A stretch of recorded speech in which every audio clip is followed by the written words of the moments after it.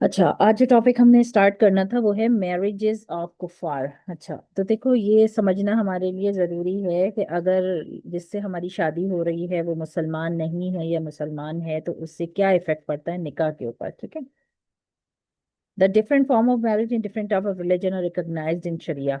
if both husband and wife accept इस्लाम, देखो अगर दोनों भी मुसलमान नहीं थे, हस्बैंड भी मुसलमान नहीं था और वाइफ भी मुसलमान नहीं थी, ठीक है, और अब दोनों ने इस्लाम को कबूल किया, ठीक है, जब वो एक्सेप्ट कर लिया उन्होंने इस्लाम को, तो अब उनको दोबारा निकाह करने की जरूरत नहीं है। जो उनका निकाह पहले हुआ हुआ था, ठीक है, क्योंकि हर रिलीजन में उनका कोई तरीका है शादी होने का, हिंदुओं का अलग तरीका है, मुस्लिम्स का अलग है, क्रिश्चियंस का अलग है, ज्यूस का अलग है। तो अब उन्होंने जिस भी तरीके से शादी की थी, बहरहाल वो हस्बैंड वाइफ थे ना, तो जब वो मुसलमान बनेंगे तो उनको दोबारा निकाह रिपीट करने की जरूरत नहीं है। ठीक है। द निकाह that had been performed as कुफर विल स्टिल बी वैलिड, तो उनका निकाह वैलिड रहेगा। ठीक है, ये बात समझ आई? यस। अच्छा, point number 2। If the husband और the wife accept Islam and the other partner does not accept, आदमी ने इस्लाम कबूल किया या औरत ने इस्लाम कबूल किया, लेकिन किसी एक ने किया, या हस्बैंड ने किया या वाइफ ने किया, ठीक है, इस्लाम कबूल कर लिया, और अब एक ने इस्लाम, एक मुसलमान है और दूसरा मुसलमान नहीं हो रहा, ठीक है, तो जब इस तरह की कंडीशन होगी तो निकाह विल बी एनल्ड, यानी कि कैंसिल हो जाएगा उनका निकाह। ठीक है। It will not be permissible for them to live as husband and wife. अब वो एक आदमी मुसलमान है और दूसरा नहीं है तो वो हस्बैंड वाइफ की तरह नहीं रह सकते। ठीक है। और ये हमारे आसपास में बहुत सारी एग्जांपल्स हैं। अगर हम इंडियन एक्ट्रेसेस को देखें या फिर इंडिया में खास तौर पे इधर उधर कहीं देखें, और अब तो हमारे इधर बाहर के मुल्कों में भी क्रिश्चियंस और ज्यूस में ऐसा हो रहा है कि लड़की जो है वो मुसलमान है, लड़का नहीं है, लड़का मुसलमान है, लड़की नहीं है, और वो शादी करके रह रहे हैं एज ए हस्बैंड वाइफ साथ। तो इस्लाम के बिल्कुल अगेंस्ट है ये चीज। ठीक है, बिल्कुल इस्लाम के रूल्स के अगेंस्ट है, शरिया के अगेंस्ट है ये चीज। ठीक है। अगर हस्बैंड और वाइफ में से कोई एक मुसलमान हो जाता है तो निकाह उसी वक्त उनका खत्म हो जाता है। ठीक है, अगर एक मुसलमान होता है, दोनों होते हैं तो फिर तो निकाह जैसा था वैसे ही रहेगा और वो कंटिन्यू करें अपनी हस्बैंड वाइफ वाली जिंदगी। लेकिन अगर एक मुसलमान होता है और दूसरा कहता है कि नहीं मैं तो नहीं हो रहा, तो उनको परमिशन नहीं है कि वो एक दूसरे के साथ as a husband wife live करें। ठीक है, ये भी समझ आ गया? Yes. Okay. If the wife accept Islam and not the husband, अगर वाइफ ने एक्सेप्ट कर लिया इस्लाम और हस्बैंड ने इस्लाम एक्सेप्ट नहीं किया, तो ये वाइफ की निकाह तो खत्म हो गया। ठीक है, हम ऊपर वाले पॉइंट में 2 में पढ़ चुके कि निकाह तो खत्म हो गया। अब सवाल ये पैदा होता है कि अगर वो लड़की मुसलमान हुई और उसका निकाह खत्म हो गया क्योंकि उसका हस्बैंड मुस्लिम नहीं बनना चाह रहा, अब जब निकाह खत्म हो गया तो क्या वो लड़की निकाह कर सकती है किसी और आदमी से, क्योंकि निकाह तो खत्म हो गया उसका? तो इसका जवाब ये है कि यस, वो दूसरे से निकाह तो कर सकती है, लेकिन उसकी क्या कंडीशन है कि पहले उसको वेट करना पड़ेगा 3 पीरियड्स आने तक। It is not permissible for her to marry another person until she complete her 3 हैज पीरियड। जब तक उसको 3 पीरियड्स नहीं आ जाते तो उसको वेट करना पड़ेगा। और याद है हमने इस बारे में पहले भी पढ़ा था कि क्यों वेट करना होता है, ताकि 3 पीरियड्स आएंगे तो कंफर्म हो जाएगा कि वो प्रेग्नेंट नहीं है। सही है, पहले हस्बैंड से वो प्रेग्नेंट नहीं है, बच्चा नहीं होने वाला है। 3 पीरियड्स आने का मतलब है कि वो उसकी कोई प्रेगनेंसी नहीं है, ताकि अब जब वो हस्बैंड के साथ निकाह करेगी दूसरे हस्बैंड के साथ, तो फिर जो है वो जब जो बच्चा पैदा होगा वो किसका होगा? सेकंड वाले हस्बैंड का होगा। वो नहीं कह सकता कि ये मेरा बच्चा नहीं है, क्योंकि 3 पीरियड्स तक उस औरत ने वेट करके इसके साथ शादी की है। इसलिए इस्लाम में 3 पीरियड्स तक वेट करना होता है। अगर आपका हस्बैंड मर जाता है या अगर आपके हस्बैंड के साथ आपकी निकाह खत्म हो जाता है, डिवोर्स हो जाती है, खुला हो जाता है, या फिर अगर ये वाली कंडीशन हो जाए कि मुसलमान हो गई लड़की और लड़का नहीं हो रहा मुसलमान, तो उसको शादी करने के लिए 3 पीरियड्स तक वेट करना पड़ेगा। कर तो सकती है शादी, मगर एटलीस्ट उसको 3 मंथ्स, यानी थ्री थ्री मंथ्स नहीं, 3 पीरियड्स तक वेट करना पड़ेगा। जब उसके 3 पीरियड्स आके खत्म हो जाएंगे, 3 पीरियड्स 3 हैज खत्म हो जाएंगे, फिर वो शादी कर सकती है। ये भी समझ आ गया पॉइंट? यस। अब बताओ क्या है, इन तीनों पॉइंट समझ में आए? जल्दी से बताओ। एक वो वुमन और वो हस्बैंड भी दोनों पहले मुस्लिम नहीं थे, फिर एक मुस्लिम बना तो निकाह टूट गया। हम्म। और और निकाह और टूटने के बाद शादी कर सकती है फौरन वो? फिर जब उसको 3 पीरियड आए तो वो कर उसको 3 पीरियड तक वेट करना शादी। होगा, ठीक है। और अगर हस्बैंड और वाइफ दोनों मुसलमान हो जाते हैं, फिर उनको क्या दोबारा निकाह करना पड़ेगा? फिर नहीं, दोबारा निकाह करना। दोबारा नहीं करना पड़ेगा। गुड। Equality among wives. अच्छा देखो, बाज लोग होते हैं, वो लोग ना एक शादी नहीं करते। मुसलमान एक मर्द को कितनी शादी करना अल्लाह ने अलाउड किया है? हमने पढ़ा था ना, कितनी शादी अलाउड किया है? तो 4। कितनी शादी अलाउड किया है? और 4 शादी अलाउड किया हुआ है। लेकिन अब आप अब जो पढ़ रहे हो वो ये पढ़ रहे हो कि कोई आदमी अगर 1 2 या 3 या 4 बीवियां रखता है, 1 2 3 4 शादी करता है, तो उसके उसको क्या कंडीशन इस्लाम के हिसाब से फॉलो करनी है? अभी तो हमने पढ़ा कि अगर एक मुसलमान हो जाए दूसरा नहीं हो तो क्या कंडीशंस होती हैं इस्लाम के अंदर। अब हम पढ़ रहे हैं कि अगर कोई आदमी की एक वाइफ है और वो डिसाइड करे नहीं मुझे एक और शादी करनी है, या 2 वाइफ है वो डिसाइड करे एक और शादी करनी है, या 3 वाइफ्स हैं वो डिसाइड करे मुझे वन मोर शादी करनी है, तो उसको क्या चीजों को कंसिडर करना होगा, क्या बातें जहन में रखनी होंगी शादी करने के टाइम पर, ठीक है। If a person has more than one wife, it is wajib upon him to treat each other equally. उसको सबसे पहले तो इस बात का ख्याल रखना है कि उसको वाइफ्स के अंदर को इक्वली ट्रीट करना है, किसी को कम किसी को ज्यादा ट्रीट नहीं कर सकता वो, ठीक है। Whatever he gives to one wife, the other wife also has the right to claim something equal to that in value. अगर वो एक वाइफ को कुछ भी देता है, कोई गिफ्ट देता है, कोई ग्रोसरी डलवाता है, कहीं कुछ और कोई भी चीज देता है, तो इसके लिए ये जरूरी है कि वो बिल्कुल इक्वालिटी रखे और अपनी सेकंड वाइफ को भी अगर वो डिमांड करती है तो उतनी ही वैल्यू की चीज उसको खरीद के दे। अगर वो $10 की रिंग खरीद के लाया है तो उसको $10 ही की रिंग दूसरी वाइफ को भी देनी पड़ेगी। ये तो इक्वालिटी मेंटेन करना उसके लिए जरूरी है। This rules of equality applies to all type of wives. अब ये जो इक्वालिटी है, क्या हर किस्म की बीवी के लिए? यस, हर किस्म की बीवी के लिए। आइदर उसने जिस औरत से शादी की है वो उसकी फर्स्ट वाइफ हो, या फिर वो पहले उसकी उस औरत की शादी हो चुकी थी, उसका हस्बैंड मर गया या उसके हस्बैंड ने उसको छोड़ दिया, वो थोड़ा टाइम अपने पहले हस्बैंड के साथ गुजार चुकी थी, अब ये उसकी दूसरी शादी है।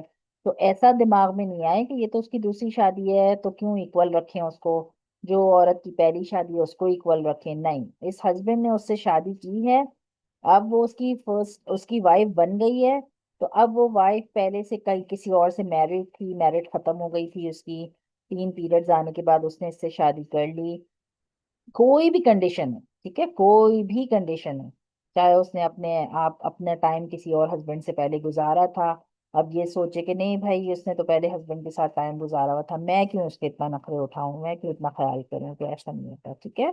उसको इक्वालिटी रखनी पड़ेगी। If he spend one night with one wife he will have to spend one night with the other wife as well.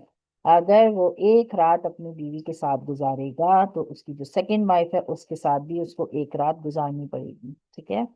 अगर वो 3 वाइफ है उसकी तो उसको वन नाइट एक के साथ, वन नाइट एक के साथ, वन नाइट एक के साथ ऐसे गुजारना पड़ेगा।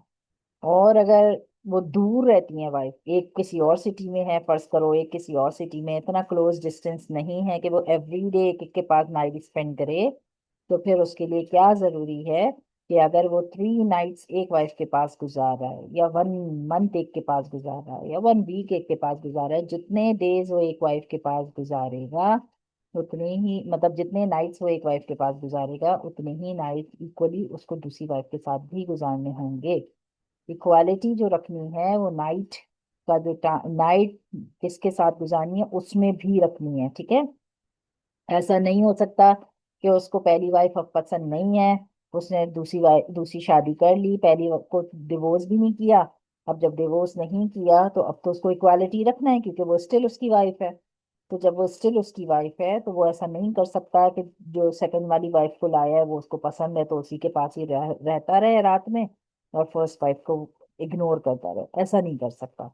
इस्लाम में इस बात की बहुत सख्ती है कि अगर हस्बैंड दूसरी शादी करता है तो उसको हर चीज में, कपड़े, ज्वेलरी, पैसा, नाइट का टाइम जो डिस्ट्रीब्यूट करना, और हर चीज के अंदर उसको इक्वालिटी रखनी है। और यही वजह है कि जो लोग अल्लाह से डरते हैं फिर वो दूसरी शादी नहीं करते। क्यों? क्योंकि उनको पता है कि वो इक्वालिटी नहीं मेंटेन कर सकेंगे, पैसों में, खाने में, ज्वेलरी में, कपड़ों में, रात गुजारने में, और बहुत सी और ऐसी चीजें हैं जिसमें आपको इक्वालिटी का मामला करना है। और वो इक्वालिटी मेंटेन करना, बराबरी मेंटेन करना इतना आसान काम नहीं है। ठीक है? तो जो आदमी ये समझ ले कि मेरे लिए ये आसान नहीं है कि मैं इक्वालिटी मेंटेन कर सकूंगा, फिर वो शादी नहीं करे। क्योंकि अगर वो शादी करेगा और वो इक्वालिटी को मेंटेन नहीं कर सकता तो फिर वो बहुत बड़ा गुनाह कर, उसकी वो बहुत बड़ा गुनाह है ये। ठीक है? और लड़की को भी चाहिए कि अगर उसका हस्बैंड दूसरी शादी करना चाह रहा है तो वो मना नहीं करे कि तुम दूसरी शादी क्यों कर रहे हो, लेकिन वो उसको क्लियर कर दे कि तुमने इक्वालिटी रखनी है। ठीक है? ताकि लड़ाई झगड़ों से बच सके मामला। ठीक है?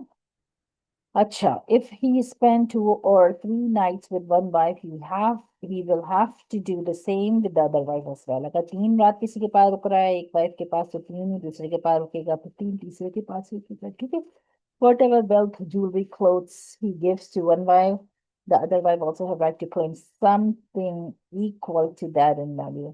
चाहे ज्वेलरी, चाहे कपड़े, चाहे पैसा, चाहे कोई भी चीज। ठीक है? जब वो एक वाइफ को देगा तो उसी को बराबरी, अगर उसकी 2 वाइफ हैं तो उसको 2 खरीदनी पड़ेंगी चीजें, ताकि एक एक वाइफ को दे, दूसरी दूसरी वाइफ को दे। अगर वो कोई गिफ्ट खरीद रहा है तो दोनों को देगा, अगर वो कपड़े खरीद रहा है दोनों को देगा।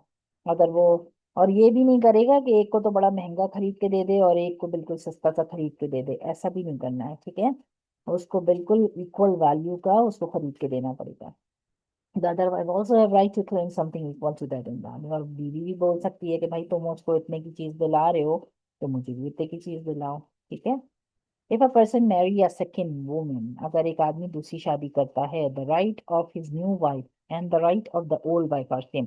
अगर कोई आदमी दूसरी शादी करता है तो देखो, बाज दफा ना लोग बोलना शुरू कर देते हैं, अरे ये तो तुम्हारी पहली बीवी है ना, इसका इसके हुकूक ज्यादा हैं, ये पहले घर में रहती थी, इसको ये इसके राइट ज्यादा हैं, और जो तुम दूसरी शादी करी है तुमने उसके राइट्स कम हैं। तो इस्लाम साफ बता रहा है ये बात कि जब इंसान दूसरी शादी करता है तो rights of a new wife and the rights of the old wife are same. तो दोनों के हक बराबर होंगे। There is no difference in right between the two. ये नहीं कह सकते कि वो बड़ी बहू, वो बड़ी बीवी है, ये छोटी बीवी है, वो पहले आई थी, ये बाद में आई थी, तो तुम्हारा राइट ज्यादा है, या छोटी वाली को जिसको नया लेके आया उससे मोहब्बत ज्यादा है तो उससे क्या, अब रूलिंग तुम करोगी, और वो तुम मेरी सेकंड वाइफ हो तो तुम, तुम मेरी, तुम, तुमसे मैंने अभी शादी की है तो अब तुम ज्यादा सुपीरियर हो। ऐसा नहीं है कुछ भी इस्लाम में। ठीक है? इस्लाम के अंदर अगर आप सेकंड मैरिज कर रहे हैं तो आपने इक्वालिटी भी रखनी है और दोनों के राइट भी इक्वल हैं। ऐसा नहीं हो सकता कि पुरानी वाइफ के राइट ज्यादा हैं या नई वाइफ के राइट ज्यादा हैं। कोई राइट्स, कोई डिफरेंस नहीं है दोनों बीवियों में। दोनों बीवियां हैं और दोनों के साथ इक्वालिटी करनी है। ठीक? ये समझ आ गया? Yes. Equality is based on spending the night. It is not necessary to spend an equal time with them during the day। अच्छा, इस बात को भी समझना है कि इक्वालिटी जो करनी है, बराबर जो रखना है, वो नाइट में रखना है। ठीक है? नाइट में रखना है बराबर, कि आपने एक नाइट, क्योंकि रात में इंसान अकेला होता है ना, रात में ही वो अकेला होता है, लोनली फील कर रहा होता है। तो दिन में तो वो कामों में लगा हुआ होता है, तो इसीलिए अल्लाह ने ऐसा बताया कि नाइट में आपको, अगर एक नाइट आप एक वाइफ के पास गुजार रहे हो तो दूसरी वाइफ के पास आपको इक्वल रखना है, कि आपको दूसरी वाइफ के साथ टाइम गुजारना है। If a person spend more time with one wife during the day, अगर कोई आदमी दिन के वक्त में, डे टाइम में, अपनी किसी एक वाइफ के साथ ज्यादा टाइम गुजारता है and less time with other, और दूसरी के साथ कम गुजारता है, तो क्या ये इसमें भी इक्वालिटी रखनी है? तो वो कह रहे हैं no, there is no harm in this. इसके अंदर कोई अल्लाह को वो नहीं है कि दिन के टाइम में वो किस बेगम के साथ ज्यादा टाइम गुजार रहा है। हो सकता है कोई बेगम बीमार हो, किसी को ज्यादा जरूरत हो, किसी के साथ कोई भी इशू हो, तो आप दिन का टाइम का डिस्ट्रीब्यूशन अपने हिसाब से कर सकते हैं, ठीक है, जिसको ज्यादा जरूरत है उसको ज्यादा दे लें, जिसको कम जरूरत है उसको कम दे लें। However, it is वाजिब to spend an equal time with them in at night. मगर ये तो वाजिब है कि रात का टाइम बिल्कुल इक्वल बांटना है। कैसे इक्वल बांटना है? अगर एक आदमी को ये आदत है कि वो मगरिब के बाद अपनी पहली वाइफ के पास चला जाता है घर, ठीक है, पहली वाइफ का जो भी घर उसने रखा है लेके, वो पहली वाइफ के पास मगरिब के पास बाद जाता है, तो अब नेक्स्ट डे वो ऐसा नहीं कर सकता कि दूसरी वाइफ उसको पसंद नहीं है तो वो बोलेगा चलो मैं ईशा के बाद चला जाता हूँ इसके पास थोड़ा डिले करके, ऐसा नहीं। अगर वो एक वाइफ के पास मगरिब के बाद जाता है रात में, तो उसको दूसरी वाइफ के पास भी मगरिब के बाद ही जाना होगा, तीसरी के पास भी मगरिब के बाद, चौथी के पास भी मगरिब के बाद। ऐसा नहीं कर सकता है कि जो वाइफ पसंद नहीं है उसके बाद तो ईशा के पास जा रहा है, और जो पसंद है उसके पास जल्दी चले जा रहा है। It will he will be sinning, अगर वो ऐसा करेगा तो वो गुनाह कमाएगा। However, if a person occupation is such that he works at night, देखो कुछ जॉबें ऐसी होती हैं कि लोग रात में काम करते हैं, ठीक है, तो अब जब वो रात में जॉब पर हैं तो वो बीवी को इक्वल टाइम कैसे देंगे? तो उनके लिए ये है कि फिर वो अपना डे टाइम जो है वो इक्वली बांटेंगे अपने वाइफ के अंदर। जैसे कि कोई सेफ वॉचमैन की जॉब होती है, गार्ड की जॉब होती है, जो रात में जॉब कर रहा है, ठीक है, तो अब उसको अपनी जो वाइफ को टाइम देना है वो दिन में, क्योंकि रात में तो वो जॉब पर है। तो अब ऐसे शख्स का जो रात में घर में होता ही नहीं है, उसको अपना डे का टाइम इक्वल बांटना होगा, ठीक है।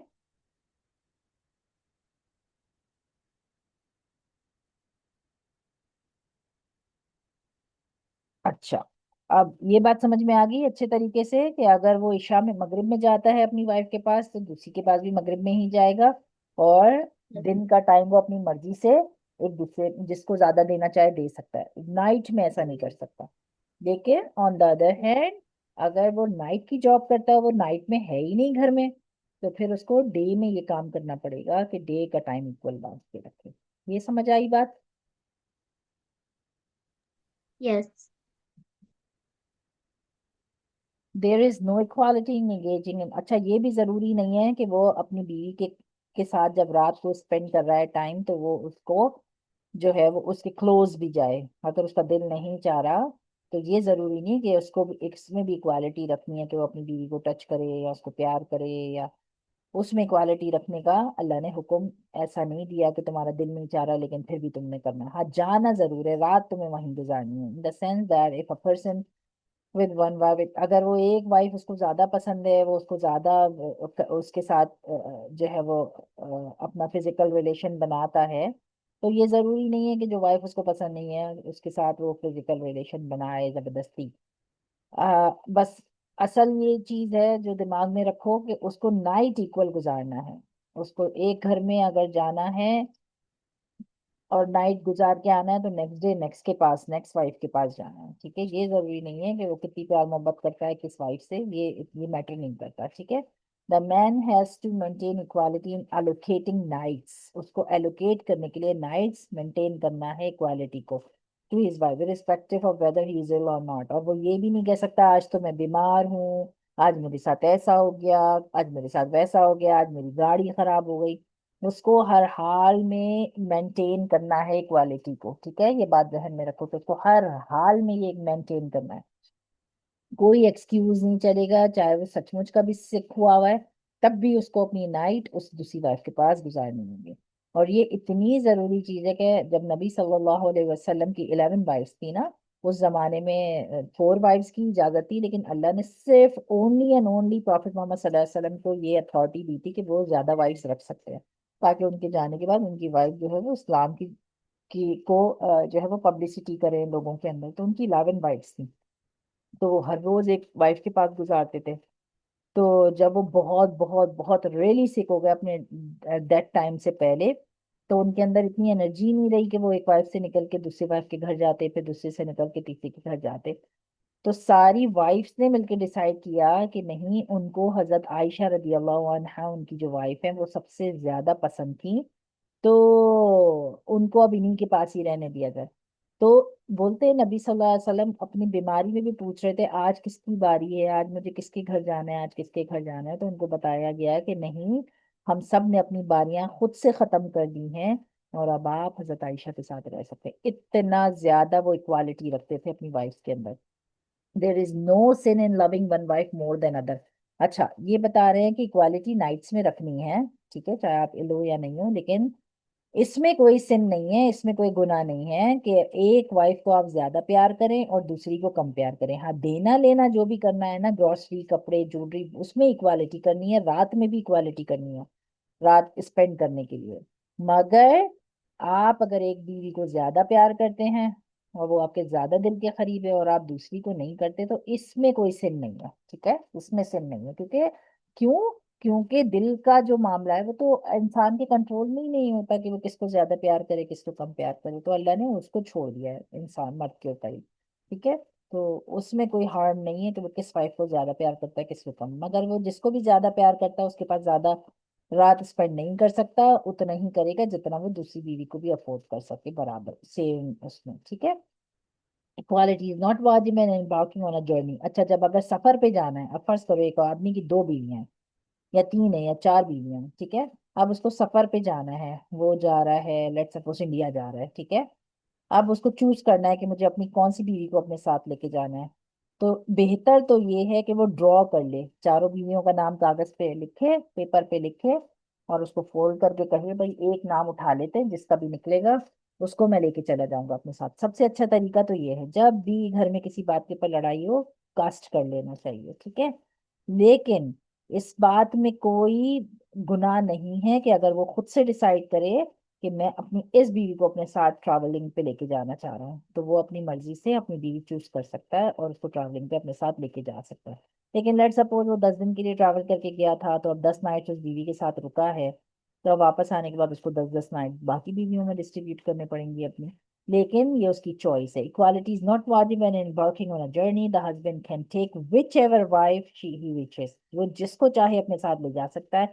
However, it is preferable to cast a lot to take the wife in whose favor the lot was drawn. In this way, there will be no unhappiness or disgruntlement. अगर वो draw कर लेगा कि किसका नाम निकलेगा उसी को लेके जाऊंगा, तो फिर कोई लड़ाई झगड़ा भी नहीं होगा आपस में।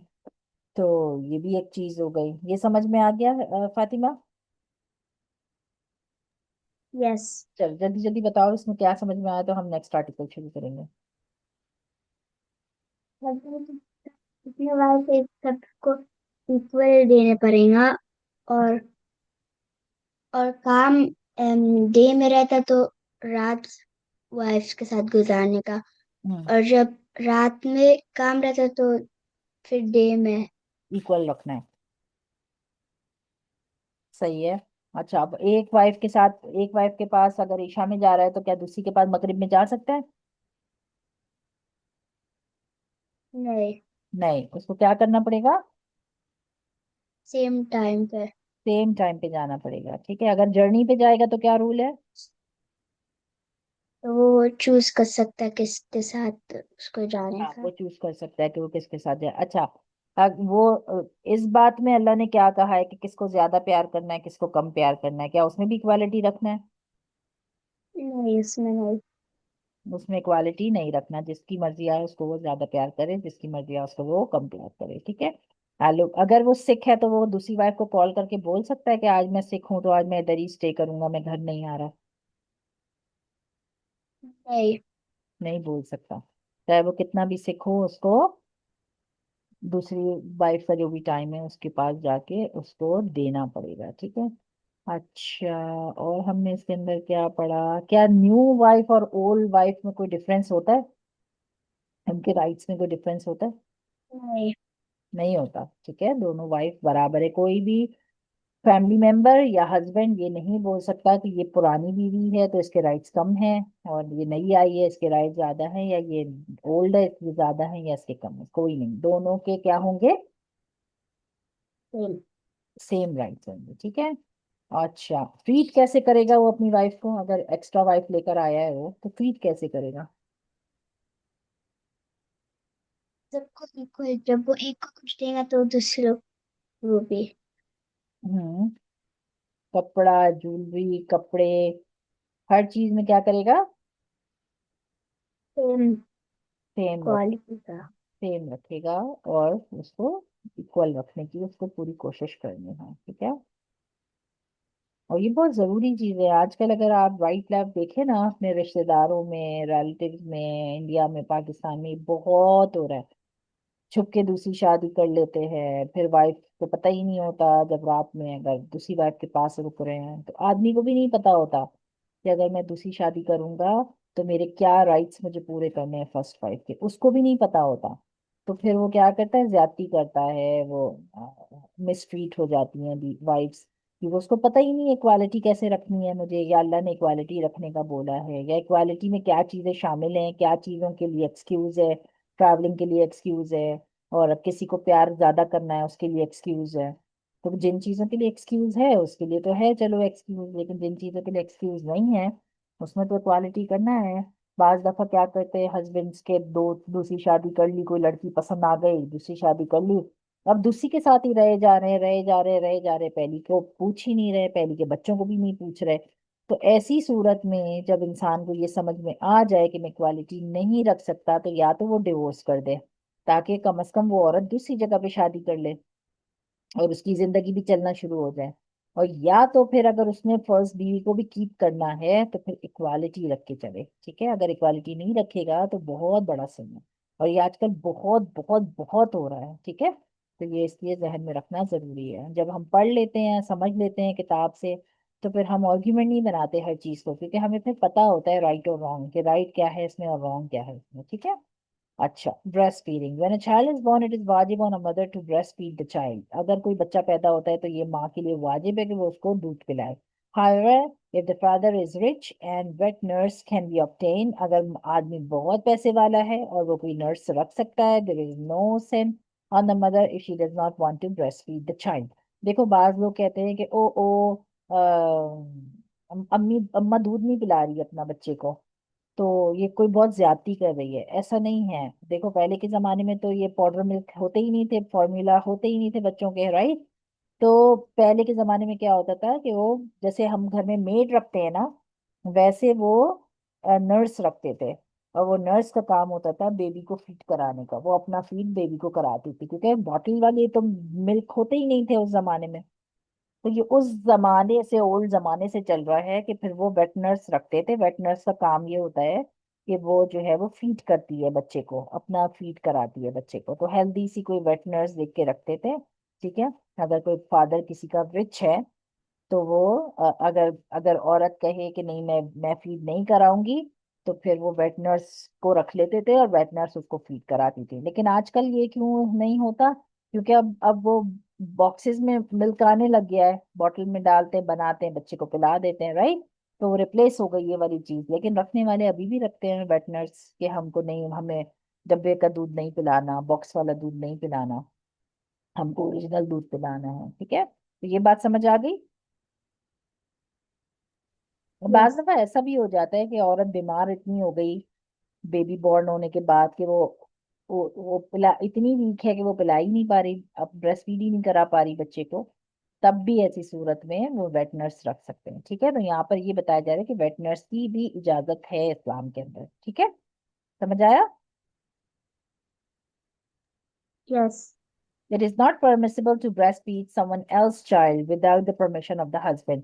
आप अगर फर्ज करो भाई का बच्चा पैदा हुआ और उसकी वाइफ बीमार हो गई, या किसी के आपके फैमिली में कोई बच्चा पैदा हुआ और वो बच्चे की मम्मा बीमार है, वो फीड नहीं करा सकती, तो अब आपने सोचा चलो मैं अपने बच्चे को भी फीड करा रही हूँ, मैं इसके बच्चे को भी फीड करा दूं, तो ये बता रहे हैं हस्बैंड की परमिशन के बगैर आप किसी बच्चे को फीड नहीं करा सकते। अगर आपके हस्बैंड आपको अलाउ कर रहे हैं कि हाँ ठीक है इस बच्चे को दूध पिला दो, तो फिर आप दूध पिला सकते हो उस बच्चे को। क्योंकि देखो हम पहले रजाई माँ पढ़ चुके हैं ना, कि जो बच्चा किसी औरत का दूध पीता है फिर वो उसकी माँ बन जाती है, सही है।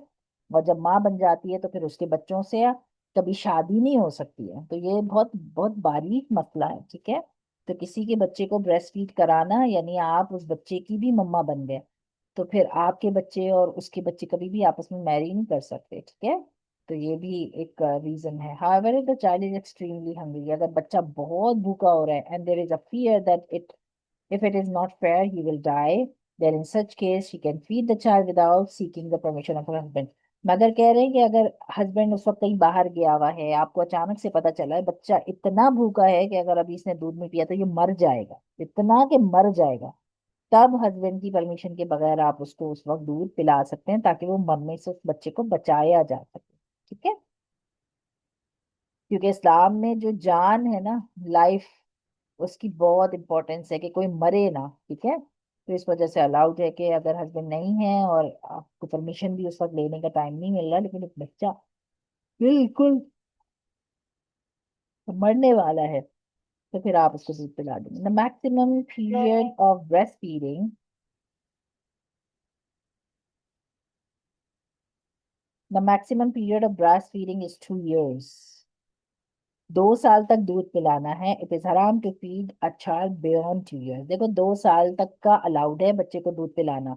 कुछ लोग कहते हैं 1 year अलाउड है, कुछ लोग कहते हैं 1.5 year अलाउड है, कुछ कहते हैं नहीं 3 years तक भी पिला सकते हैं, कुछ कहते हैं 4 years तक भी पिला सकते हैं। तो ये भी एक औरत को पता होना चाहिए कि बच्चे को दूध अल्लाह ने कितने टाइम तक पिलाने की परमिशन दी है। 2 years तक पिलाने की परमिशन है, मैक्सिमम 2 years। ठीक है, 2 years से पहले वो कभी भी छुड़ा दे, क्योंकि 2 years में बच्चा इतना समझदार हो जाता है कि वो समझना शुरू कर देता है चीजों को, और वो खाना खाना स्टार्ट कर सकता है आराम से। अनलेस कि कोई बच्चा कितना भी सिक हो, लेकिन 1 year से होते होते 2 years तक वो इतना इतना स्टेबल हो जाता है कि वो खाना स्टार्ट कर सकता है। तो ये बच्चे बच्चे पे डिपेंड करता है कि कौन सा बच्चा कितना टाइम तक अपनी माँ का दूध पीता है, लेकिन मैक्सिमम टाइम जो दिया है वो 2 years दिया है। ठीक है, पता होना चाहिए कि हमें 2 years के बाद बच्चे को दूध नहीं पिलाना, ये हराम है 2 साल के बाद किसी बच्चे को दूध पिलाना है, क्योंकि वो इतना मेच्योर हो चुका होता है, दांत भी आ चुके होते हैं उसके। तो अब कोई अगर 6 महीने पिला के छोड़ दे तो भी फाइन, 1 year पिला के छोड़ दे तो भी फाइन, 1.5 year पिला के छोड़ दे तो भी फाइन, लेकिन मैक्सिमम 2 years, 2 years के ज्यादा नहीं पिला सकते। ठीक है, if the child had commenced eating solid and because of this the woman stopped breastfeeding the child before the expiry of the year, there is no harm in this। देखो, जैसे मैंने बताया कि अगर कोई बच्चा दूध पीता है और दूध पीने के साथ साथ अब उसने सॉलिड चीजें खाना शुरू कर दी है, और अब माँ चाह रही है कि मैं बच्चे को ब्रेस्ट फीड स्टॉप कर दूं, और 2 साल भी नहीं हुए अभी दूध पिलाते हुए, तो इसमें कोई बुराई नहीं है कि वो अपने बच्चे को दूध पिलाना छुड़ा दे। मैक्सिमम टाइम 2 साल है। ठीक है, मैक्सिमम टाइम 2 साल है, 2 years है, उसके अंदर अंदर वो छुड़ा दे। अल्लाह ने 2 साल इसलिए रखे हैं कि कोई बच्चे बहुत बीमार होते हैं, बहुत वीक होते हैं, तो उनको थोड़ा सॉलिड फूड स्टार्ट करने में टाइम लगता है। तो जब तक वो सॉलिड फूड स्टार्ट नहीं करता, जब तक वो औरत उसको दूध पिलाती रहे। जब वो सॉलिड फूड स्टार्ट कर दे, फिर औरत की चॉइस है कि मुझे 2 साल तक पिलाना है या मुझे 2 साल से पहले खत्म कर देना है। ठीक है, तो अगर 2 साल तक भी बच्चा इतना सिक है कि वो सॉलिड फूड स्टार्ट नहीं कर रहा, तब भी माँ 2 साल पे उसको दूध छुड़ा देगी, और छुड़ाने के बाद जो है वो उसको ट्राई करेगी कोई सॉलिड फूड ही की तरफ, या फिर उनको दूसरा वाला दूध दे देगी पीने के लिए, जो अपना काव मिल्क होता है। ठीक है, वो भी दे सकते हैं पीने के लिए, लेकिन अपना दूध नहीं पिलाएगी 2 साल के बाद। ठीक है, ये समझ में आ गया। Yes.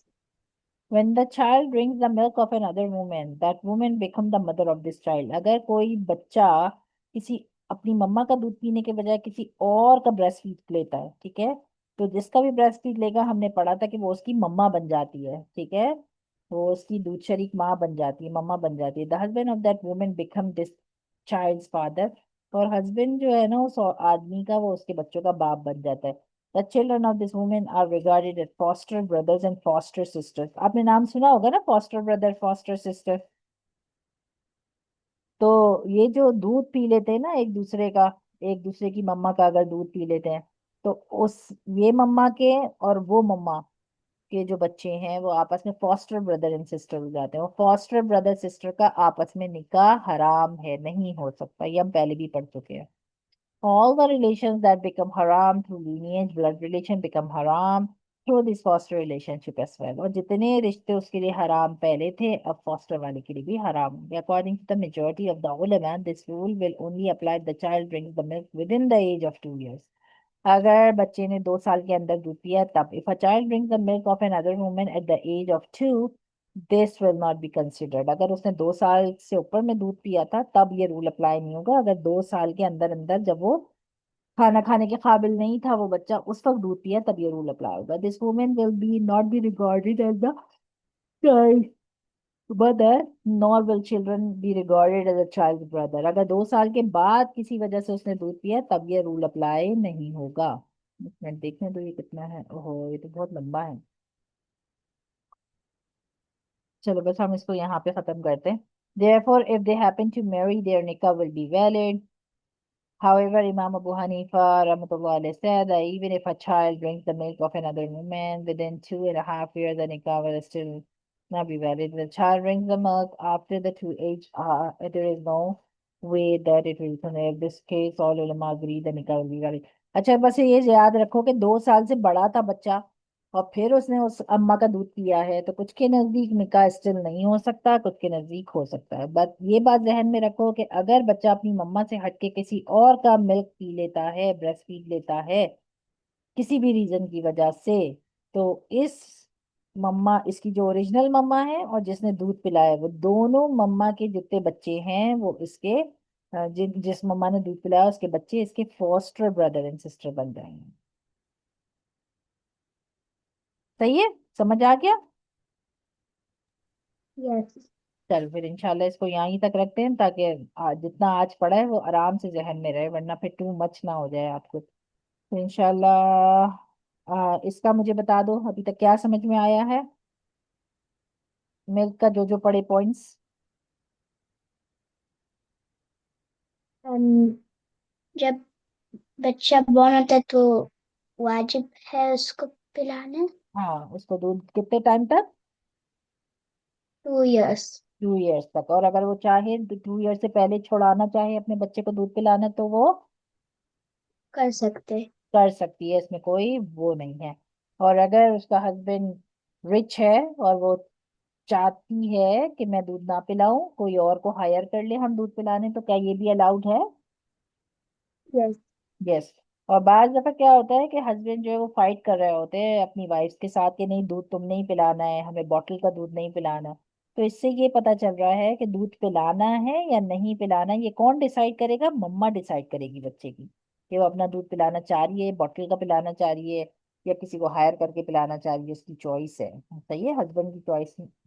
सही है, हस्बैंड से पूछे जरूर मगर चॉइस उसकी। अच्छा, एक एक चीज और हमने पढ़ी कि अगर किसी और के बच्चे को वो दूध पिलाना चाह रही है, भाई के बच्चे को या किसी के भी बच्चे को वो दूध पिलाना चाह रही है, तो वो क्या हस्बैंड की इजाजत के बगैर पिला सकती है अपना दूध किसी और बच्चे को? नहीं, खाली जब वो इतना बीमार हो गया वो मर जाएगा तो पिला। हाँ, अगर इतना बीमार है कि बच्चा मर जाने वाला है तब तो वो पिला सकती है, अदरवाइज वो नहीं पिला सकती है। अल्हम्दुलिल्लाह। अच्छा, हम 2 पॉइंट और पढ़ लेते हैं क्योंकि मैं नेक्स्ट वीक में लास्ट क्लास लूंगी फातिमा, फिर 1-2 पॉइंट और पढ़ लेते हैं, ठीक है? Okay. The point number 6, the moment the milk goes down the throat of the child, all relations which we had mentioned above will become haram of the child. This is irrespective of whether very little milk went down, a lot of milk went down its throat. देखो ये कह रहे हैं कि अगर किसी बच्चे ने दूध लिया मुंह में, ठीक है, और पिया ही नहीं, तब वो बहन भाई आपस में मैरी का जो चक्कर है कि वो उसकी फॉस्टर ब्रदर एंड सिस्टर बनेंगे या नहीं बनेंगे, ये वो चीज एक्सप्लेन कर रहे हैं कि कब फॉस्टर सिस्टर और ब्रदर बनते हैं। अगर किसी और औरत का दूध पीता है बच्चा तो वो फॉस्टर ब्रदर एंड सिस्टर हो जाते हैं, लेकिन कब हो जाते हैं? जब वो दूध उस बच्चे के थ्रोट से नीचे उसके टमी में चला जाएगा, यानी कि थ्रोट से नीचे चला जाएगा, ठीक है। अगर उस बच्चे ने मुंह में लिया मगर पिया ही नहीं दूध, ठीक है, थूक दिया या पीना ही नहीं चाह रहा, तब वो ब्रदर सिस्टर नहीं बनेंगे, फॉस्टर ब्रदर। बाज होता है ना, जब मूसा अलैहिस्सलाम के केस में हमने पढ़ा है ना कि जब मूसा अलैहिस्सलाम की मम्मा ने उनको भेज दिया फिरौन के घर पे, आसिया ने उठा लिया, तो हजरत आसिया ने बहुत सारे लोगों को ट्राई किया कि कोई मिल्क पी ले, क्योंकि वो छोटे से थे ना, तो उस वक्त तो बॉटल्स के सिस्टम भी नहीं होते थे बॉटल मिल्क का। तो उन्होंने बहुत सारी औरतों को बुलाया मगर वो दूध मुंह में लेते थे मगर पीते ही नहीं थे, पीते ही नहीं थे, पीते ही नहीं थे। तो फिर मूसा अलैहिस्सलाम की जो ओरिजिनल सिस्टर थी उसने आके कहा कि मैं बताऊं कि ये किस किस औरत को लाएं कि वो दूध पी लेगा, तो उन्होंने कहा हाँ बताओ। तो उस लड़की ने अपनी मम्मा का पता बताया कि भाई यहाँ पे एक औरत रहती है, उससे कांटेक्ट करो और उसका दूध हो सकता है ये पी ले। फिर जब उनकी मम्मा, ओरिजिनल मम्मा को मूसा अलैहिस्सलाम की लेकर आए, तो फिर मूसा अलैहिस्सलाम ने दूध पी लिया। वरना इससे पहले जितनी औरतें आई थी मूसा अलैहिस्सलाम को दूध पिलाने, मूसा अलैहिस्सलाम ने दूध ही नहीं पिया। तो ये बताने की ये कोशिश कर रहे हैं यहाँ पर कि जब तक थ्रोट से नीचे नहीं जाता दूध, जब तक सारे रिलेशनशिप फॉस्टर ब्रदर सिस्टर में कन्वर्ट नहीं होते। ठीक है। If the child did not drink the milk directly from the woman's breast, and instead she emitted some of her milk and fed it to the child, even then all relations will become haram. ऐसा ना देखो, अगर कोई कहे नहीं मैंने तो ऐसे दूध वैसे डायरेक्ट पिलाया ही नहीं था, मैंने तो बॉटल से पिलाया था, तो अब ये देखा जाएगा कि बॉटल से भी पिलाया था तो उसकी जो फॉस्टर मम्मा है उसका ही दूध था ना वो, कोई बाजार से खरीद के तो नहीं लाए थे ना।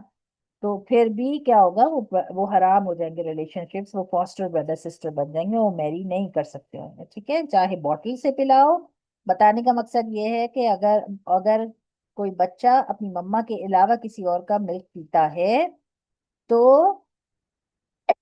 वो मिल्क चाहे वो बॉटल में डाल के पिलाए या वो ब्रेस्ट फीड करवाए, दोनों सूरतों में उस औरत के बच्चे जिस जो दूध पिला रही है, उसके जितने भी बच्चे हैं, बॉयज और गर्ल्स, वो इस बच्चे के जो दूध पी रहा है फॉस्टर ब्रदर एंड सिस्टर बन जाएंगे, और फिर वो आपस में मैरी नहीं कर सकते, हराम हो जाएगा उनके लिए मैरी करना। Similarly, if some milk is poured into the child nose, all those relations mentioned will become haram. चाहे बच्चा मुंह से दूध ना पिए, नाक में भी उसके दूध चला जाएगा, तब भी वो फॉस्टर ब्रदर सिस्टर हो जाएंगे और रिलेशनशिप उनके आपस में मैरी के हराम हो जाएंगे।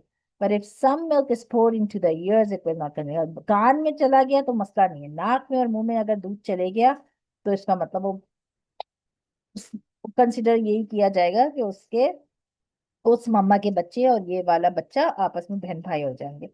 If the milk of a woman is mixed with water, medicine, or any other substance, or given to the child, he will have to check whether the milk is more or other substance more, or both are equal. If the milk is more than or equal to the other substance, then the woman to whom the milk belongs will become the child's mother and all the relation. देखो ये कह रहे हैं बाज दफा ऐसा होता है कि बच्चा दूध नहीं पी, दवाई नहीं खा रहा, तो थोड़ा सा दूध निकाल के दवाई दवाई के अंदर वो दूध मिक्स करके दे देते हैं। तो वो कह रहे हैं ऐसे सूरत में हम देखेंगे अगर दूध ज्यादा था दवाई कम थी, तब भी relationship foster brother and sister का बन जाएगा उनके साथ। ये हर तरीके से समझाने की बस समझो कोशिश कर रहे हैं कि कैसे फॉस्टर ब्रदर सिस्टर बन जाते हैं।